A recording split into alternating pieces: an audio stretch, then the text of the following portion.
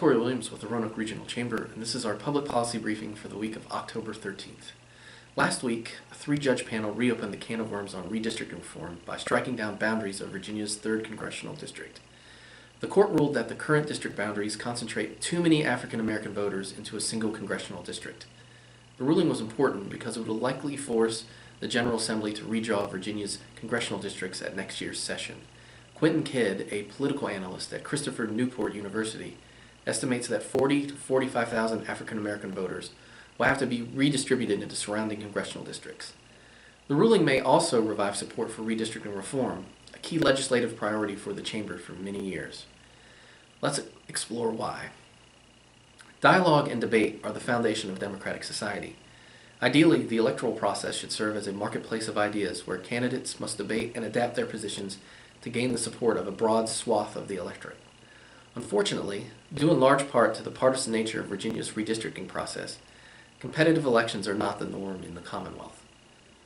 Without competition, candidates are not obligated to defend their views in the marketplace of ideas. More ominously, in safe Republican or safe Democratic seats, the primary election usually determines the winner of the general election, meaning that a small portion of the electorate has an undue influence on choosing our representatives.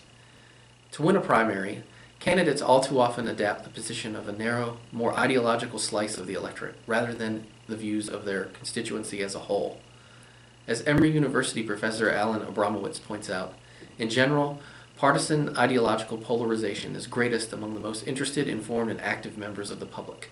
Active Democrats are far more liberal than inactive Democrats, and active Republicans are far more conservative than less active Republicans.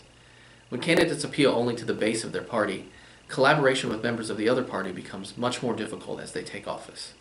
So, to simplify today's message, here's a simple equation. Electoral competition forces candidates to refine their ideas, take positions that appeal to independents and moderates, and look beyond the echo chamber of base voters. Gerrymandering limits electoral competition and promotes political polarization. Polarization leads to gridlock. Gridlock is bad for business. Our current process of redrawing legislative districts allows gerrymandering. Therefore, we must reform the current process. If you have any questions or would like to share your thoughts on this topic, tweet using the hashtag ChamberArena.